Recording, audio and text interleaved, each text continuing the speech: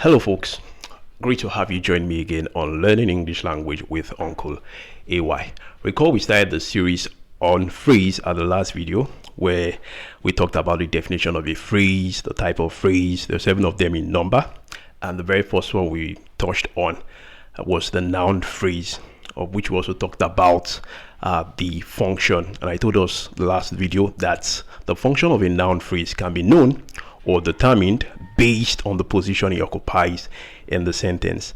And then we looked at the very first one on the list, which was the subject of the verb. And I recall reading off some examples of which, since we already had the clue, we had to fit them. We had to fit the subject of the verb as a phrase in grammatical name. And then we looked at the function as well. We had to put it there too. So this time around, we'll be looking at noun phrase as an object. Yes, noun phrase as an object now under the function. And also, I need you to know that a noun phrase, an object can also be called a receiver of an action. Why? Because it comes from behind in the sentence to receive the verb. It does not begin the sentence. Yes, it's part of the build-up in the sentence or to the sentence, but an object will always come from behind to receive a verb or an action as such. So that's it. Noun phrase as an object of the verb. Now, listen to the very first one. Look at it closely. It says, he cited a lot of examples to defend his points. Now, if you look at this well, you will realize that this sentence is an elongated one. And because it's elongated, be sure to know that there can be 2 or more objects in the sentence. Just like this. Now you'll find that since we have 2 verbs or more than 1 verbs, right, then that means that there has to be more than 1 object in the sentence. Now this is our very first verb in cited, and just after the verb cited we have the object, a lot of examples too, and then we end it here because if we go further, right, we touch on another verb.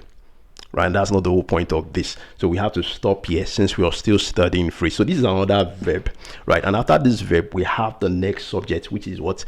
His point. So this is a well elongated sentence. So that said, the big question is, how then do we now determine our main object of the verb?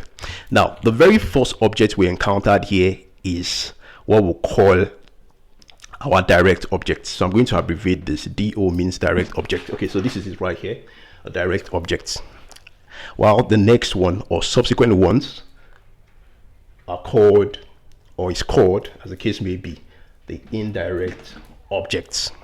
So that said, when studying grammar, when trying to fit the right grammatical name in the space, what we'll go with, since it is under the auspices of noun phrase, now what we'll always go with is the direct object. So the direct object in this case is a lot of examples. So how then do we now put this here? All of this we put here. So it becomes, don't forget you open quotation mark, it becomes a lot of examples. And don't forget how we arrived at this. I talked about it the last time. Now this is our main noun in examples. So we have a, which is an article. Lot here is an adjective. Of is a preposition. So pointing out the main noun. So I should strike this out because this is not a noun, this is a preposition. So we need to end it here because this is the main noun that all of these are pointing out. And don't forget that the function of all of this is that they act as qualifiers, pointing out the main noun. Don't forget the definition of a noun phrase as I explained in the very first video. So that said, a lot of examples, end of quotes. Then we need to complete it. So it becomes is the noun phrase. Then we append our full stop. Now that done, we need to also put the function. And don't forget that our function is still based on the grammatical name. So our function here becomes, if you need to put all of this, write all of this out and put it here, is fine. But because I want to conserve space, what I'll just do is to open another quotation mark and then I'll write it this way, it. So the it in question is a lot of examples. So I need to go further. So it becomes it functions. That's the tag. Let's not forget this when studying noun phrase or a noun clause. When looking at the grammatical function, we always write it this way. It functions as it functions as. So we tend to use this tag functions. That's for noun phrase as well as noun functions. So let's carry on. It functions as the objects. So that's what we are dealing with now, the objects of the verb. So the verb in question is, okay, we do not need this. This is where we need our quotation mark. So the verb in question is the very first verb just before the object of the object itself. So it becomes the object of the verb cited. End of quote. And then we put our full stop.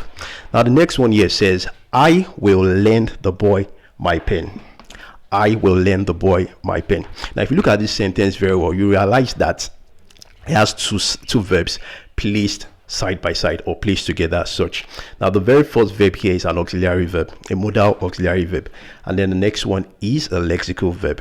So I think I gave the definition of a verb phrase in our first video, where I said a verb phrase is one where you have both the auxiliary verb and then the lexical verb placed side by side in the build up to the sentence. So this is an example of a verb phrase. So that said, we need to put what the correct grammatical name is. So since we already identified this as our verb, then it means that we have to go further in looking for what our object is. So this is the boy my pen. So there are two nouns here, but when we pick it from here, this is an article. So we have boy as a noun, my is a pronoun, and then we have pen. This is another noun. So this right here becomes the main noun.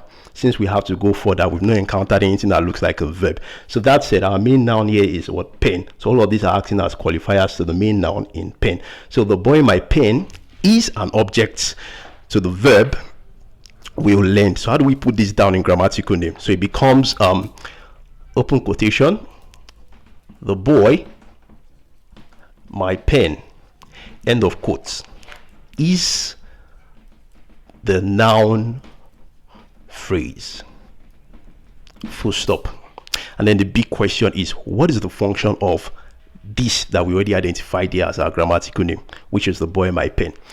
I want to conserve space, so I will not need to write all of this and put it here again. So I'll just go with it functions. So don't forget the tag again. It functions as the object of the verb. So it becomes a verb phrase this time around,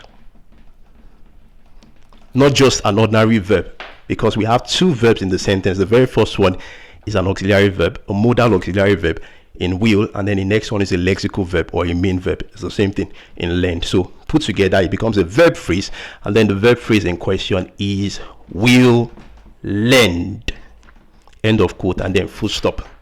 And then the final example here says, the examiner gave the students enough instructions.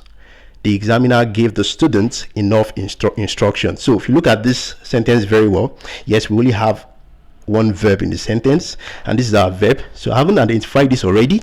That means that the rest of this has to be our noun phrase, acting as an object, because they have to come from behind to receive this, the verb in give. So that's it.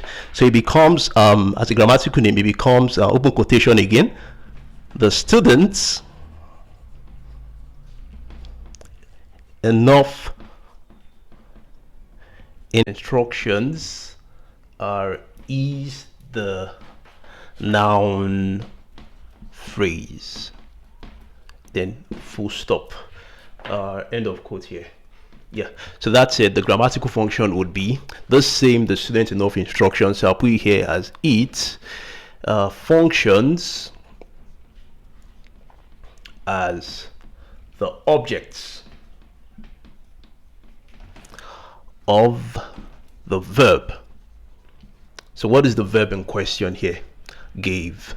So we have it to be gave, end of quote, and then finally there's a full stop. So that's it. We'll be talking about the complement of the objects at the next video. So do well to like this, and of course repost. Don't forget to also comment